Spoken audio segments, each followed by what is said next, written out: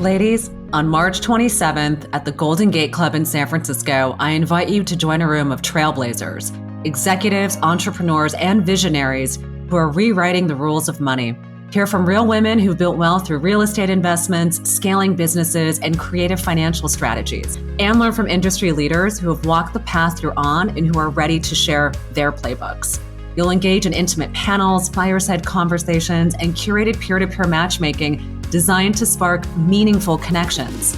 Leave with our wealth creation toolkit packed with actionable resources to help you prioritize your goals and take immediate steps towards financial independence.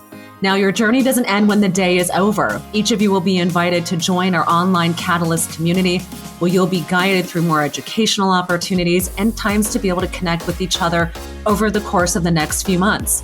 Wealth creation is about opportunity and community. Now, early bird tickets are $9.99 through February 27th. Don't wait. This is your moment to build confidence, community, and wealth. Apply now at women.win and use the code SHAMA25, that's SYAMA25, to get a 25% discount off the early bird price. The Women in Wealth Catalyst Summit, ladies. It's time to redefine wealth and redefine your future. Welcome to Getting Rich Together, the show for successful women who are looking to take their financial futures to the next level. I'm your host, Shama Bunton. When I started my wealth building journey, nobody knocked on my door to give me all the answers. So I want to talk to the experts who've done it and bring the answers to you so we can discover the right opportunities that will help us achieve the financial futures we've always dreamed of together and have fun doing it. So let's dive into this episode and start getting rich together.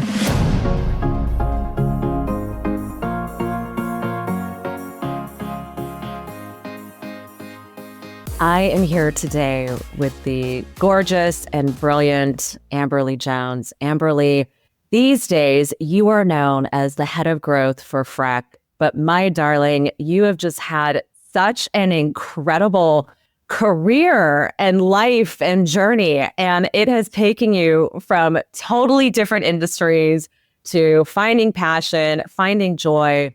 I am so excited to have you here today on Getting Rich Together. Thank you for being here. Yes, me too. I can't wait. So let us start from the littlest form of Amberly that we can close our eyes and imagine. Maybe levels of consciousness around the age of 7, of 9, of 12. Amberly, where were you born? What was life like around you? Talk to me about family.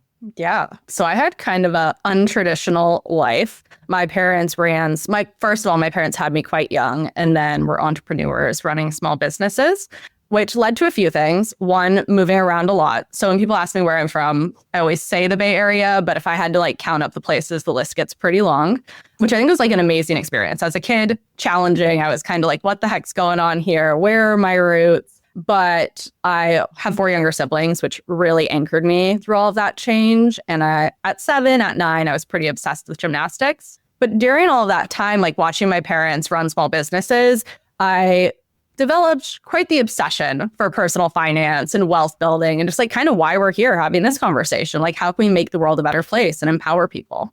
I love that. And so what were their businesses? What did they get their hands into? And were you ever involved as a young person?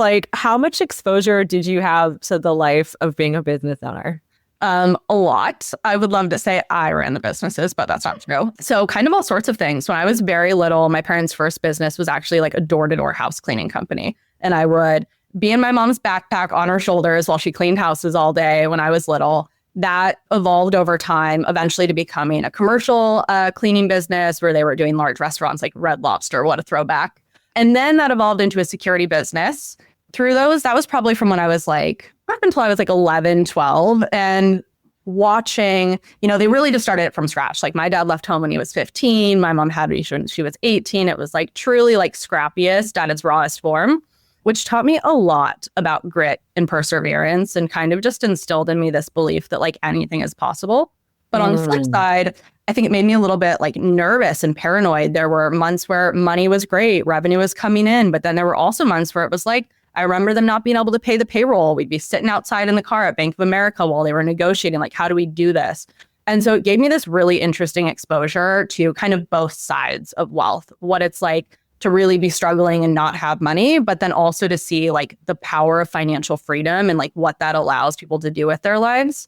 And that shift probably happened when I was like 13, 14. My dad actually went to Stanford. My mom ran the business, the security company at that point while he got his master's of business. And then he pivoted into tech. And that was really like a big shift for my family. We kind of see them going from what felt like day-to-day survival and was super impressive, but to this sense of like, oh, there's something greater and we've kind of made it, which was really interesting to watch because I think the only way they really knew how to survive was by working 24/7.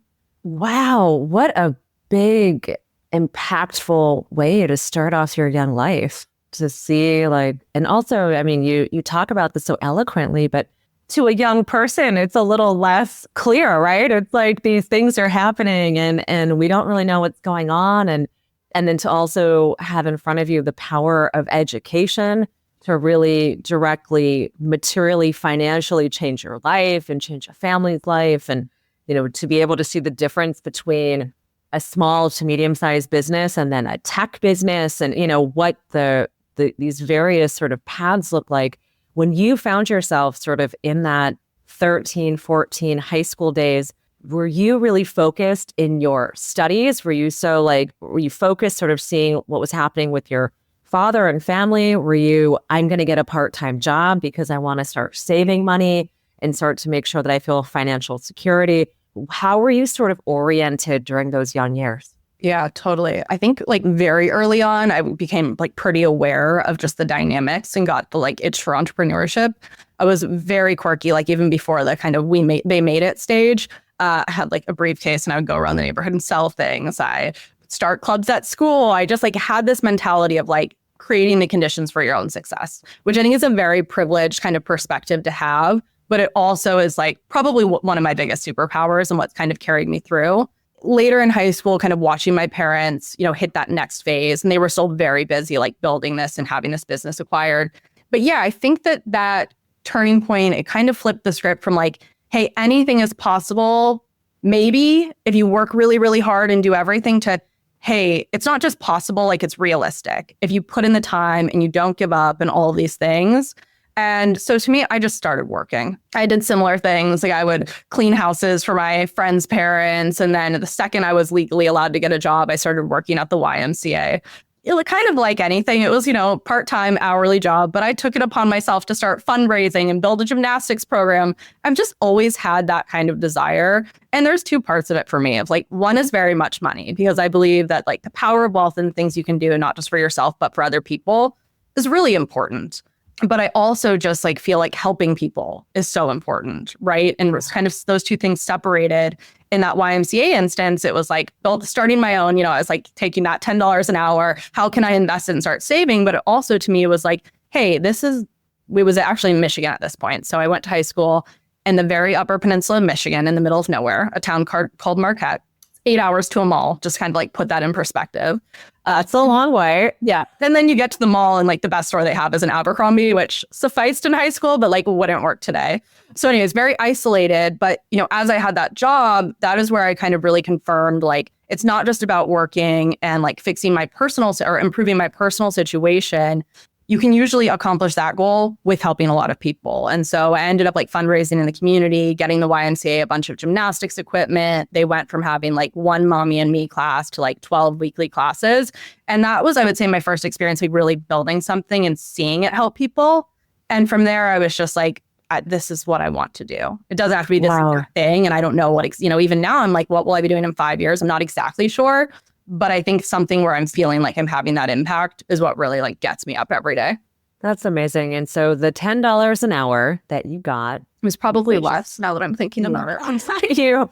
You said you invested it and saved it. So where did the money go? Like, where did your little brain go? Okay, like, I got to tell you, when I was in high school and I started making money, my first inclination was not to go invest in the stock market. My first inclination was like, oh, I'm going to go buy those jeans I want because I want them and my parents will buy them for me. So tell me a little bit about how you started to pick the portfolio or what you would put money in. Like, where did you start reading and learning? And who did you talk to about this? Like, as a young person, I always felt a bit stifled by the adults around me. I was like, man, the adults around me did not take me seriously enough. And that really bothered me. But it sounds like he may have had some support here. Tell me about the ecosystem that really fostered this early education. So people always ask me about this because it's kind of like, where did you get this passion, this drive, this concern about finances?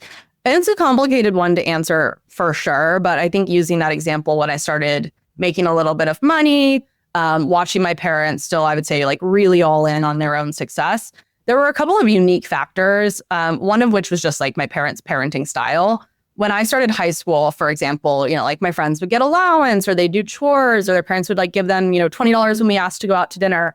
My dad gave me, I forget exactly how much money, so a couple of thousands of dollars. And he was like, this is your budget for high school. Figure out what to do with it and how to manage it. If you run out of money, then you didn't do it right. And so I had this like very high level of trust put on me, but not a ton of guidance. And so for me, that was really motivating. I was like, of course I'm going to figure it out. I'm not going to run out of this money. Like, you want to make a bet? Like, of course I'm not going to let you win it. So I think the first year of that money, I bought a new BlackBerry, got some clothes, treated my friends to some fun dinners. And then I started to realize like, oh, wait a minute, money disappears really quickly. And so I took a step back. I started doing a lot of research like on YouTube. YouTube was not as popular now, but there was still like some good content creators, finding blogs, like whatever I could. And I just started studying. And then I started reading up on individual stocks. And like FANG was becoming a pretty big thing then. And so I just kind of like listened. My friends like surrounding me, and they're still some of my best friends to this day, like the best people that I know. I cherish them, but we're not on the same page about this stuff. They were like, how do I set up a bank account? Or like, can you teach me how to use my ATM card? And so that just further instilled like, hey, I want to like teach my friends. I want to be a leader in this space. And it's crazy that we're 16 and nobody even knows how to set up a bank account. Like the problems just started compounding on each other, making me even more motivated to do it right. And at that time, like probably around 16, 17, I started to shift focus. Like, okay, this was sort of fun. Like I wanted to save the money, prove a point. But now I'm starting to think about what does life look like when I turn 18, 19, 20? I don't want to be reliant on anybody else to be able to do what I want to do in my life, including my parents. So I think I forget exactly what I bought. I started with a couple random stock picks. Pretty quickly by 20, I would say I got much more disciplined about my investing. It started just being like, oh, this seems like a good idea, or this seems like a good idea. But you are the dream child for every listener who's like, how do I help my children? Like, everyone's going to be like, all right, kids. You had a few $1,000s to cover for high school. Amberly, you are starting a movement right now. I am scared and excited. So by the time you went into college, how much had you saved in the market? Like, what did that look like? So I think when I was about 18, I had around 20,000, which at that time felt like so much money. I was like, I do whatever I want. I don't need anything from anybody. Life happened. It got harder. My younger sister had some mental health problems. She's doing great now. I'm so proud of her. And she would not mind me sharing this, but it kind of like led to this refocus in my life. So I like felt like I kind of figured that part out. I was like, I got it. I'm going to school. I'm doing this. And then life happened. And it was kind of that reminder also very early in my life that like, wait a minute, sure, I accomplished this thing that I want, but it actually doesn't solve problems. Like money is a tool and can be used to help, but it alone does not fix things. And that was sort of at the time too, where I would say like my parents went into like early retirement, et cetera. But my younger sister just started really struggling. And like at that point, I was like, I would give all of this money, like anything to just fix it, but that wouldn't fix the problem. So I actually ended up taking like a big step back at that point and recalibrating. I took time off. I deferred from school. I ended up starting to work full time at the Gap, which ended up being like one of the best things for me because I got management and people experience early. I like really learned what it felt like to be self-reliant. So by the time I went to school and ended up graduating, like I'd been working full time for years. I worked full time through school, which I think just like it made me very equipped to work at startups, balancing that and learning that like level of discipline at an early age. But yeah, I would say early 20s, it was kind of like that flux. It was like, okay, I've got it, but now I have to put things on pause a little bit and like pay rent, buy a car, like do all these things.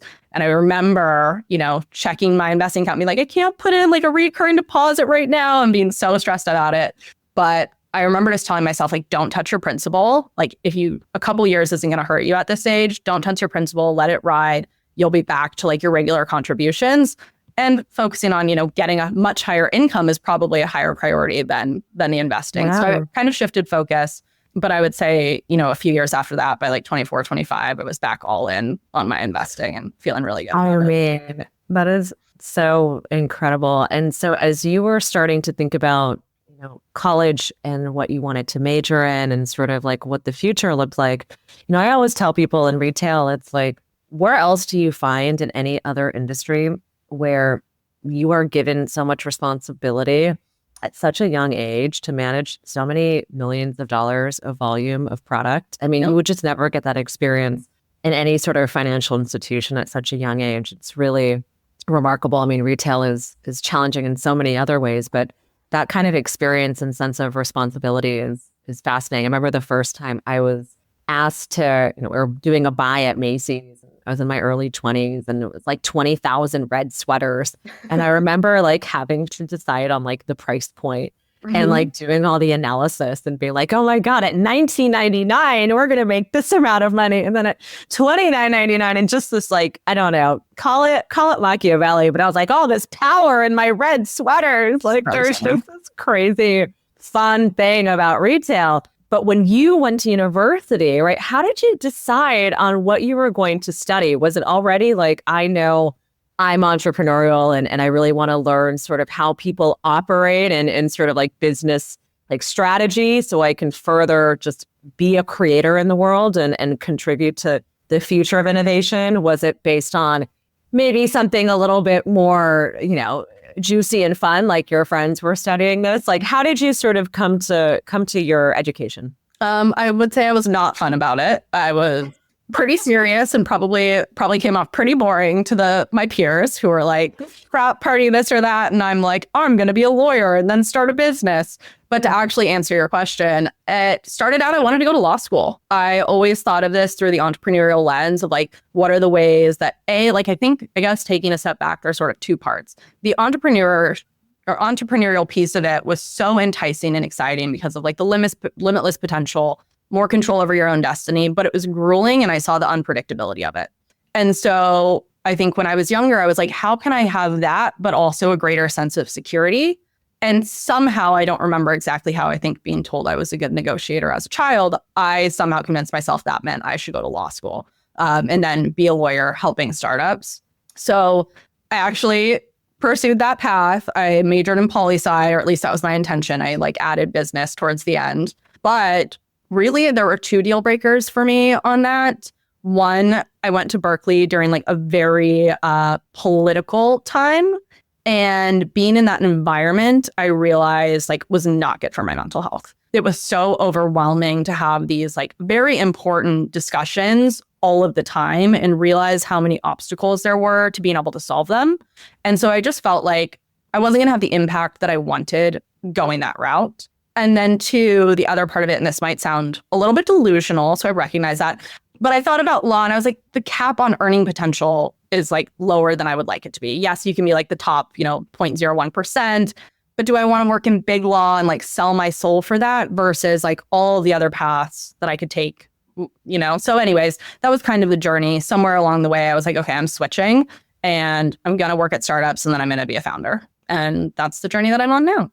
Wow. I love that. So like a lot of clarity. And so while you were in school, did you meet other folks who are thinking similarly to you around like both the financial components and sort of how they saw money? And certainly I imagine how they saw maybe their futures in terms of, going that route of startups. What were some of your friendship likes? Yeah, totally.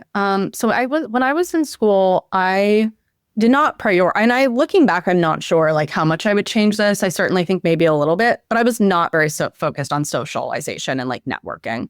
I was like working retail, going to class, going back to work, going back to class. And like in my mind at that time, like very ready just to get it done and move on to the next phase of my life.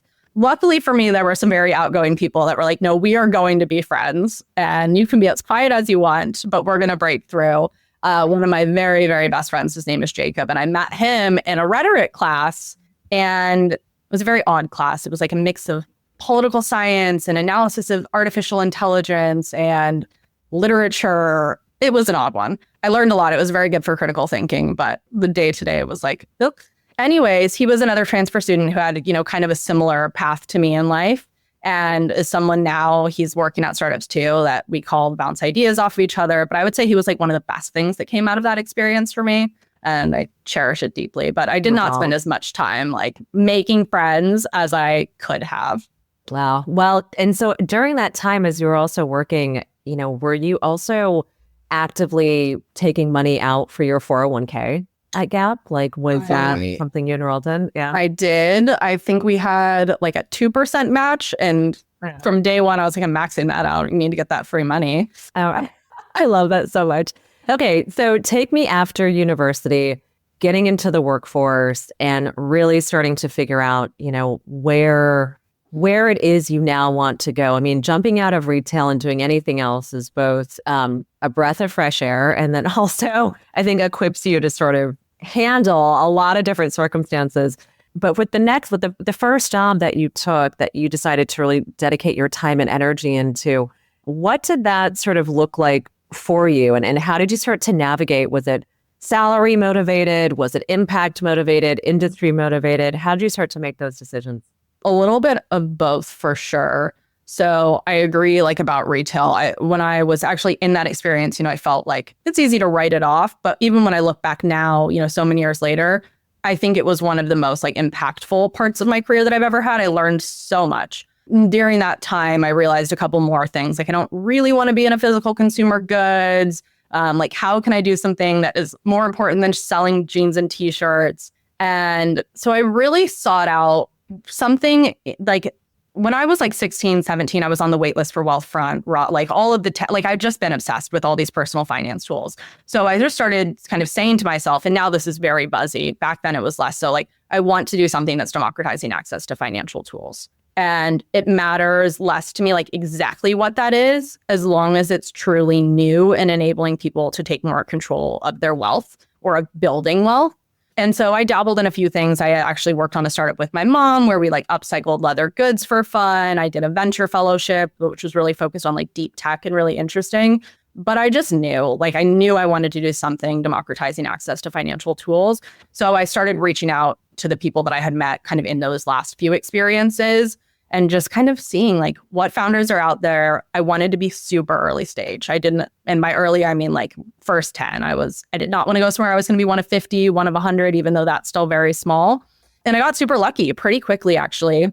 Before I had even finished wrapping up school, I got introduced to the founder of Realm. Her name is Liz, and it was through somebody who had been interested in the startup I did with my mom. It was really a passion project, so we weren't taking funds, but when the time came, I reached back out to a few of them, got this introduction, which was amazing.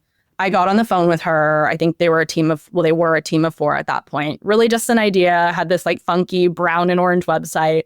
But she was like, I want to build a tool that helps homeowners make better financial decisions, because it's absolutely mind-boggling with all of the technology that's available that most people who own homes really don't know how to optimize that asset. You're lucky enough to own a home. For the average person at the point of retirement, it makes up 70% of their net worth. But you just sit on it and you're kind of I hope this increases in value. And as she sort of explained that problem, immediate light bulb went off. I was like, this needs to exist. People should know, hey, if I have $20,000, I could go put it in stocks, or I could do X, Y, or Z to my house. What are the impact of those decisions going to be? And so we set out to build that. And at first, it was really providing that data. So if you're going to do something, or you want to know, you want to spend a certain amount of money on your house, here are the paths you can take to optimize for ROI, or just optimize for enjoyment. But at least right? This is bad ROI, but it's going to make me happy, so I'm going to do it anyway. Versus a lot of assumptions, if I renovate my kitchen or my bathroom, by default, people are it's going to make my home value increase. And that's often true, but not always. So anyways, I really was this is really interesting. It's crazy. There's Zillow, there's Redfin, but no one is solving this problem. And as I did the research and evaluated the potential, it just became a no-brainer to me. And so at that point, how did I actually make the decision to do it? Money did not matter to me. I actually took a pay cut from retail. I was very much I want to work with really smart people that are going to work really, really hard to solve something that can change people's lives. And so I set like the kind of money and even the equity conversations to the side. I was like, I will work on anything. I know that I will prove myself along the way. So let's do this. And that's what happened. I started just kind of wearing a bunch of different hats. And very quickly that led me to start owning growth and owning revenue and really owning a vast majority of our business for about 4 years. It was an amazing experience.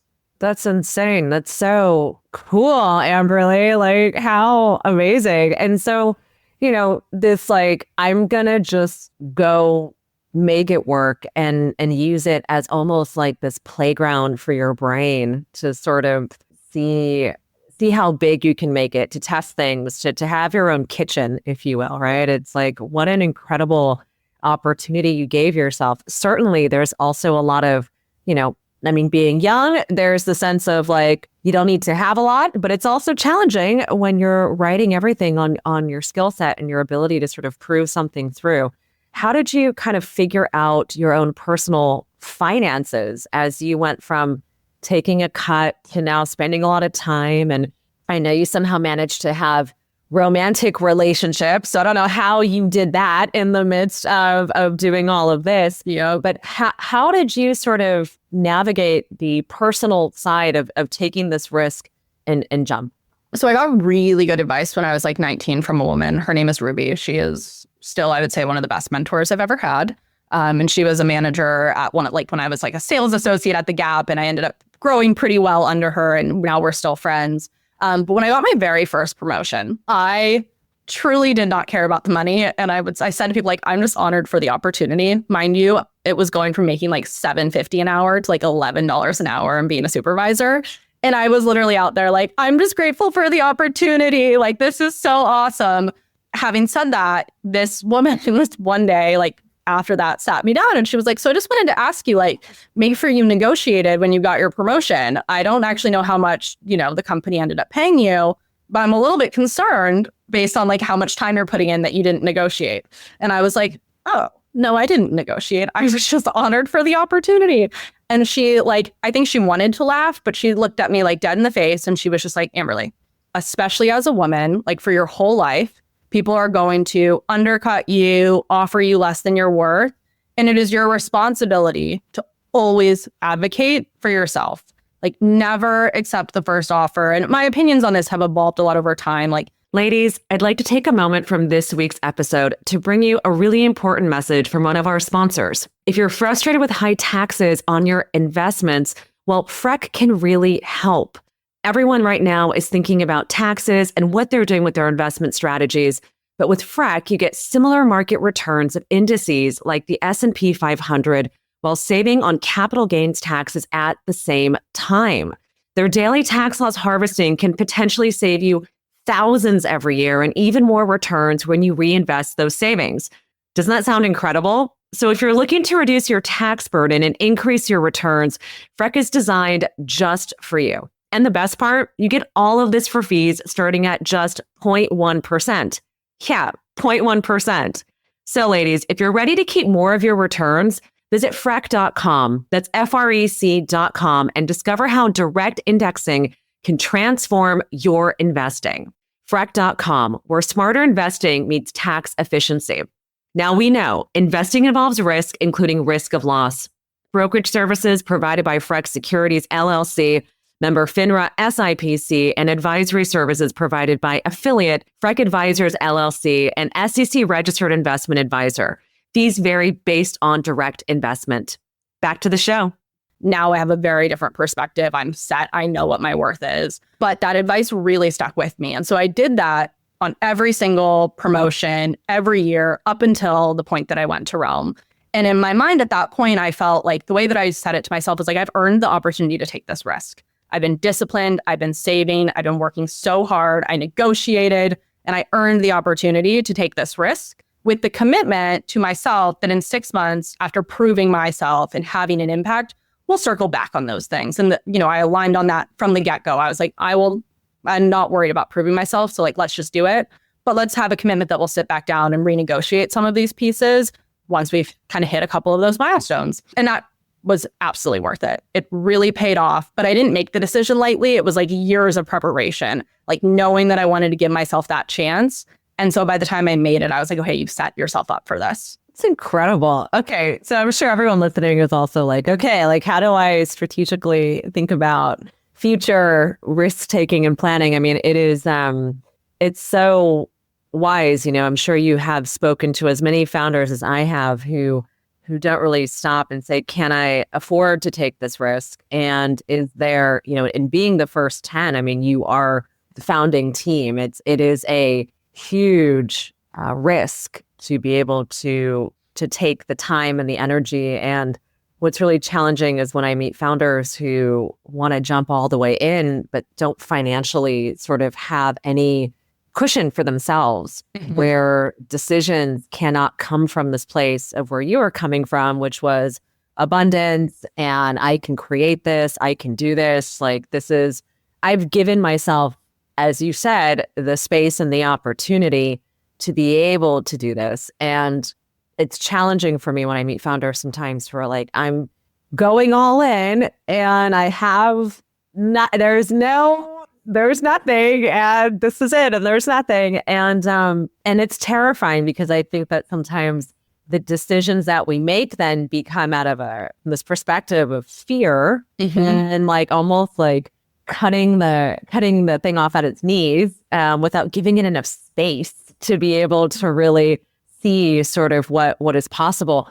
Within the organization or within that founding team, had you found that most people were sort of coming in it from your perspective of like, let's, you know, go all in? Were there different kinds of personalities that sort of saw it differently? What kind of impression did that make on you? How did you experience that? Yeah. I think at very first I was pretty just like full of imposter syndrome, frankly. I was like, oh, look at all these people with their tech backgrounds. This person's coming from Uber. This person's coming from this sales company that was just acquired. Here I am coming from the Gap. Like, I can do this.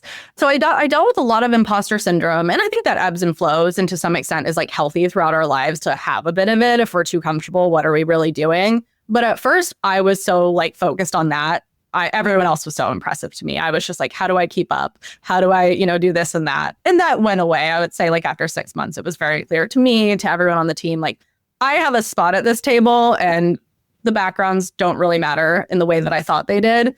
So I was number 5. And I would say of the first 5, yes, everyone was like all in, like whatever it takes to build this business. And of course that those things shift over time. The business pivoted at some point, but the commitment was there. And I just found it so inspiring. Like it's what I wanted my whole life, to just be around people. Like I'm watching my parents build their businesses. And then I would go and look at like my friends whose parents were like, I just clocked out, did my 9 to 5. I hate my job. Like to me, work was supposed to be something where you were all in and like super passionate about. And I just didn't see that in most places. So when I finally found it for myself, I was like, yes, like I love this. I felt very like full of joy, full of life. And I just like kind of, treated it like my baby. Every day was like, let's be better than we were yesterday. And I just took the approach of like learning more every day, right? Like if you can continue to learn more each day, then you're probably on the right track and you're probably spending your time wisely. And if you start to not feel that way, it's probably time to think about, all right, like what's next? Yeah. And so during this time, how did also like your perspectives on like investing shift or change? I imagine that, now that your career is fully steeped into the world of finance and really looking at it from the perspective of the consumer, which I think is really for me just the most like beneficial part, right? It's like there are so many different ways to approach finance, but ultimately trying to do something that helps people is altruistic in many ways. And I think that, there's a way to do good, make money, and change the world. But as you were sort of also simultaneously now getting access to different kinds of information, to learning about new things, did your thesis or approach to how you looked at your own money shift at all during this time? Or did you find that like your roadmap or how the structure you had set up, was it pretty good to go? How much did that deviate? I mean, I would say that my perspective on money generally still evolves over time, but I think the most sort of pivotal change was when I entered that role. Money still felt like very much this like survival mechanism. and very crucial to me. Like, even though I was prepared and I made some sacrifices to just like get in, it still felt like this thing that like I was so far away from making it. You know, everyone, it's such a silly thing to say. But at some point during that journey, like that perspective started to shift for me. And I started to really value, I think, the power of money in terms of like how it impacts my time versus this like distant thing. It's like when you have more money, like what are really the most powerful ways to use it? And I rarely regret using my money, one, to be invested, obviously, but two, to give me more of my time back. Like that is the most valuable way that I started using money, and being less like stingy with it was one of the things that are going to add value to my life and give me more time to focus on what I really care about. And so I still find myself slipping back into this like scarcity mentality. My wife often jokes about it, like, why are you financially paranoid? And I'm like, I don't know, but it happens a lot less, you know, and I stay much more grounded in this idea of like, there is enough. And the track record and working hard, like more will come. And so figuring out that balance, I think I like started to figure that out while I was there. But it also just continued to reiterate this like mind-boggling concept of the lack of financial literacy in this country. Yeah. Truly mind-boggling. I would be on the phone with people that owned 2, 3, 4, sometimes $5 million homes that didn't understand the basics of their mortgage. What's the interest rate on your mortgage? Oh, I have no idea. How much debt do you have? Oh, I have no idea. And it constantly just kept reinstilling that like, this is such a huge problem. There's so many things that we collectively need to do to solve it. But people in their, you know, work in tech with high incomes, not knowing how much debt they have or what the interest rate is on a multi-million-dollar loan, just like, so I think it just continued to instill that like that I was working on the right things, and that this was like a real problem that could have an impact on, maybe not solve, but have an impact on. Move the needle for sure. I mean, it's going to take a lot of us to push things forward to see any sort of incremental change. And so how did sort of, you know, so you got married, so finance conversations at home, right? Yeah. Like how, you know, obviously, Amberly, it is not lost on me. You are a woman with a plan. You have a lot of things figured out. It is like you're on a trajectory. Did you marry someone who was similar to you, different? How are you guys sort of talking about personal finance as a relationship unit? Like, what has that been like? So I found an excellent partner that balances me well, sometimes in very frustrating ways, but well. And we met when I was only 22. So we've been together about 10 years now. We joke that we met too early. Like, that's just the truth. It was chaos, working, school, all of these things happening. I think the odds were against us, but when you know, you know. But like what stood out to me at the beginning and still today is she's a very, very driven person, but she's also very different than me. I would say I'm a little bit more like go big or go home.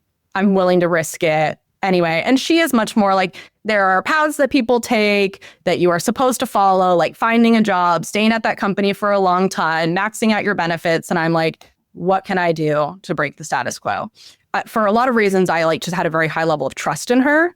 And we talked about this recently, like what would one of the hardest things there, this is going to sound really ridiculous, but I think it kind of exemplifies how I feel. I was watching The Real Housewives of New York City, and I don't even know the characters' names. Like, it's just that thing we turn on in the background sometimes.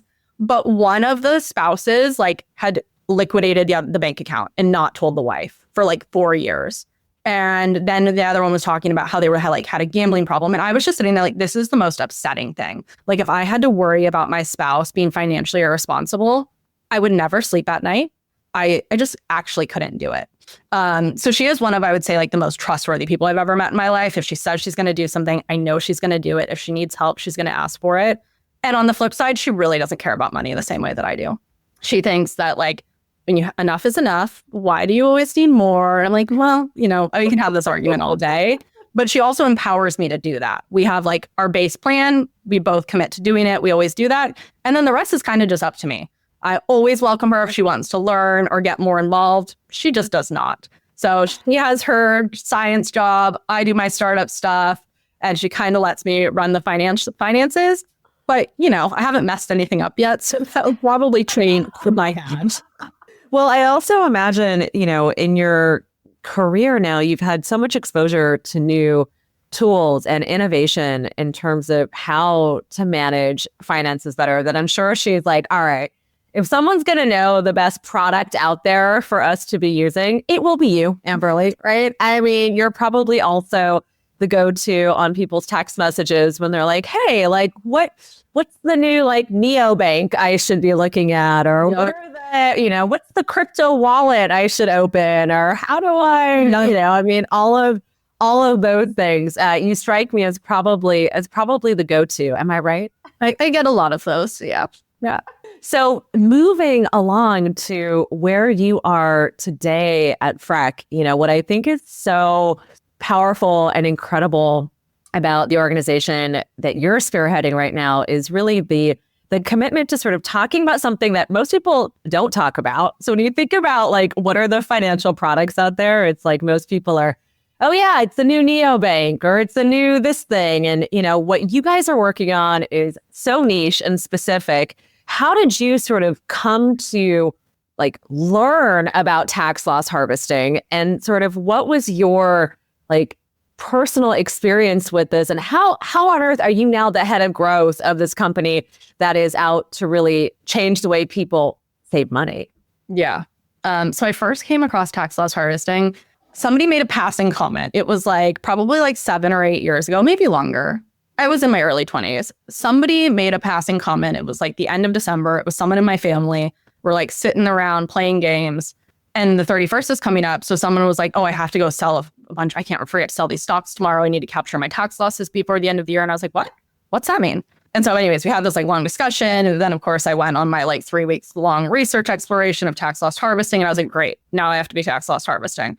And for those that don't know, like tax loss harvesting is really helpful, especially if you're going to incur capital gains, because tax losses wash out capital gains at a 1-to-1. So if you have 50,000 in losses and 50,000 of gains, instead of paying the taxes on that 50,000 in gains, none of that is taxed. And so for me at that point, trading, I was like, I might as well do this. If there's, positions that are just not, I can wait 30 days and I'll buy them back.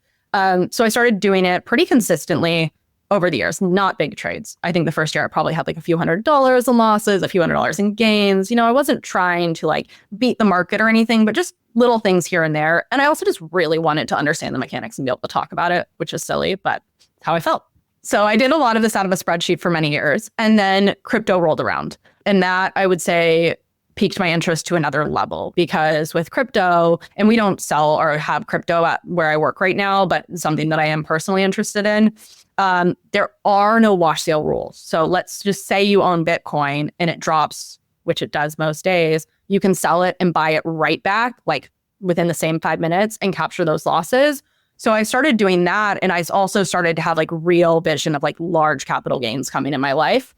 And so I kind of had my own system down. I had explored, Wealthfront does like ETF to ETF tax loss harvesting. A lot of robo-advisors have like what I would call light tax loss harvesting options. So I messed with them. I just kept finding that the stuff I was doing myself was a lot more impactful than the stuff. And sophisticated. I mean, it sounds like a lot more like fine-tuned. Yeah. So it was going much better than these robo-advisors. And many of these companies I love. Like I've been using Wealthfront for certain things for many years. So it's not a knock on Wealthfront. But for the tax loss harvesting, there just was not a product that I was like, this is a game changer. So I was talking to people about that. I was like, do it yourself. Now, at that point, I wasn't even aware of this strategy of direct indexing, because it historically has been reserved behind wealth advisors for, I would say, like ultra high net worth people, but minimally like higher net worth than I was for sure at that point. So it wasn't a topic that I was very aware of. But as the years went by and I was doing more and more research, I was getting more involved in helping my mom with her financial planning. Her wealth advisor started pitching her this, and the fees, I was like, this is crazy. Like you're charging 1% to help her tax loss harvest. I guess at that, different amount of money, it probably doesn't make sense to do it in a spreadsheet, but like, is it really worth it? And I couldn't quite conceptualize it. So that was kind of happening in the background. I wasn't thinking about it from a perspective of, oh, I want to make this part of my work or like my mission to help people do this. Yeah. It was kind of just a personal pain point. But then I met the founder of Frec. And I actually met the founder of Frec years ago, helping him with his house. He had bought a house. He ended up selling that house. Long story short, I immediately was like, he is such an interesting, thoughtful, smart person. And he mentioned, I might be starting my own company. So we just sort of stayed in touch. again, at that point, I wasn't like, oh, I'm going to join this company. I didn't even know what it was. But we stayed in touch. We bounced things back and forth once in a while. We actually lost touch for a little while. And I had my mom helping Realm, my last company. She was like doing cold calls for the sales team. And he was like on the old list. And she didn't realize I had actually worked with him. So she called him and he was like, oh, is that girl still there? I loved her. And my mom's like trying to play it cool and not admit she's my mom. She's like, oh, like, was it Ashley? Was it Willow? Was it so-and-so? And he's like, no. And she's like, was it Amberly? And he's like, yeah. And my mom is like slacking me. Oh my gosh, the nicest guy is on the phone. You have to talk to him. By the way, you hired your mom. Like, how amazing is that? Like, okay, anyway, continue. That's so awesome. So hilarious. Everyone gets a real kick out of that story. It's like, she just does. I mean, my mom's a real champ. You need something from her. She's like, yeah, I'll do it. So anyways, so that kind of like sparked us reconnecting and still wasn't the right time. Like I was really not interested in leaving Realm, but we caught up. And at that point, I kind of had in the back of my mind, like, hey, maybe one day we could end up working together. And so the time went by, and early this year, I think I just started to I said something about it earlier, but like I wasn't learning at the rate I wanted to be learning anymore. I wasn't as happy. The business had shifted to being more of a marketplace model. And I totally believe in it. The problem needs to be solved. Like I hope they keep crushing. But for me, I just like started getting that desire to be back doing something that was more specifically related to helping people with finances. So I caught up with Mo, the founder of Frec. He has an impressive track record too. Like he wasn't a super hard sell for me to be like, hey, I believe in this guy. He sold his first company to Twitter, was a product manager at Twitter for a long time, and then was the first advisor to Instacart. And like, I love Instacart. Instacart changed the game for people. If I don't have to go to the grocery store, I'm so in. So anyways, he had a very interesting story. And he starts telling me like, hey, yeah, the startup I've been working on, we're pivoting from what was really focused on like a margin loan product to direct indexing. And I was like, wait, like tax loss harvesting, direct indexing? And he was like, yes. And I was like, yes. Wow. Awesome. And so then the timing just kind of worked out. He was like, I've been thinking about bringing on someone to lead growth. So it'd be so cool if it finally works out, like timing is right. And so, we explored it for a couple of weeks and found a path that worked. And I was just immediately felt that like full cup again. Like this is a product that people really need. And the great thing that we're doing is we're driving the costs and the minimums down. But I was like looking at all the other products, it used to be like $1 million minimum, 1% fees. And those alone aren't that crazy. Like if you're going to incur big capital gains, like that's not an outrageous net worth or an outrageous fee. But if you really do the math on it, there's no point. Like it does not need to be that way. So we've dropped the fees down to 1/10 of that, starting at 0.1 and the minimums to 20,000 so that more people can at least like be aware of this as an option and leverage it when the timing makes sense. So I was all in on that. I mean, it's so, talk about a full circle moment, when it goes from like your own personal curiosity to then like championing and pioneering something that you have your own connection to. And, I'm so curious, like as you have been looking at really the educational component of this, I mean, it's such a specific and niche thing that I almost feel like unless it's like you, where you heard it somewhere and you're like, okay, someone I know who's smarter than me mentioned this thing, and now I need to sort of like start to figure things out. As you're talking and educating more people about this, what is it that you're realizing are some of the gaps in people's knowledge base around this? And then how are most people sort of coming to learn about it? Is it through word of mouth? Are there a lot of content creators talking about this? I mean, this is a really specific thing. Yeah, totally. So when I first started, one of the things that I did was I went to like my 20, in my head, like most affluent friends. I was like, okay, let's see if even that group of people that should theoretically be pretty sophisticated with money know what this is. 9 out of 10 said no. It's like 2 people said yes. A couple of them, when I dug in, I was like, well, do you have a financial advisor? What are they doing for you? We realized they were actually using the strategy, but they didn't even know. But the fact that most people didn't know, even, in that upper tier where I thought they would, kind of blew my mind. And so stepping into this role, I think one of the biggest challenges is education. We're not just a brand. We're really teaching people about a product, often kind of from scratch. And so when I think about growth, it's like these different buckets. But to kind of like simplify, like what is direct indexing? Why should people care about it? It is the alternative to passively investing in ETFs. If you want to track something like the S&P 500 or the total stock market, the traditional, like the best way to do it to date has been by buying ETFs, which is like a basket of stocks, and you're kind of putting off paying taxes on those until you sell the ETFs or you pass away, and then your cost basis steps up for whoever you're passing those assets down on. Direct indexing is essentially where we remake the index in your name by actually buying the individual positions. And I'm sure it's pretty obvious just hearing that. You're thinking S&P 500, so I own 500 individual stocks. It is pretty much impossible to manually be tax loss harvesting 500 positions. You have to wait 30 days from every sale to buy that position back. So there's a lot of kind of things happening under the hood. So we've rebuilt that in an algorithmic way so that you can direct index just as easily as buying the ETF. But because now you own the underlying positions, our algorithm on a daily basis is looking for opportunities to sell stocks at a loss and capture those tax losses. So really two things should happen, and the algorithm is optimized for two things. One, getting you very similar gains to the index you're tracking. So if the S&P 500 went up 20% last year, your direct index should go up 20%, plus or minus some very small margin of error. But in addition, you should get about 40% of your initial deposit in tax losses. And that happens over 10 years, but most of it in the first 3 years. So you're now getting those gains plus these tax losses. And if you reinvest those savings, like you actually use your losses to offset gains, and you reinvest those savings, you can see anywhere from a 1% to 3%. They call it like tax alpha. It's kind of a funky term, but tax alpha of your after-tax return. So you're actually beating the ETF version when you're reinvesting those savings a lot of the time, which is pretty cool. I mean, it's amazing.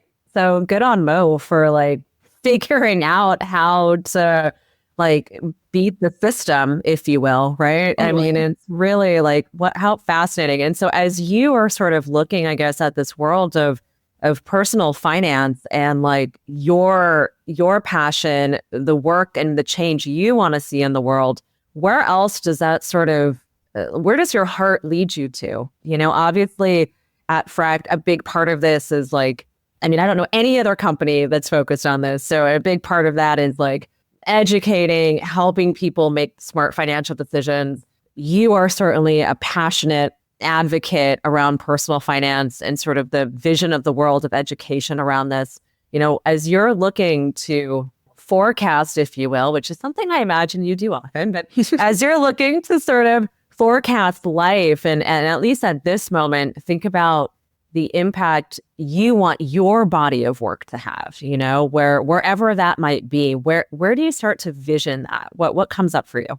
Yeah. So I'm sort of thinking of it in two buckets right now of like what is urgent and the most pressing and where I want 90% of my time going.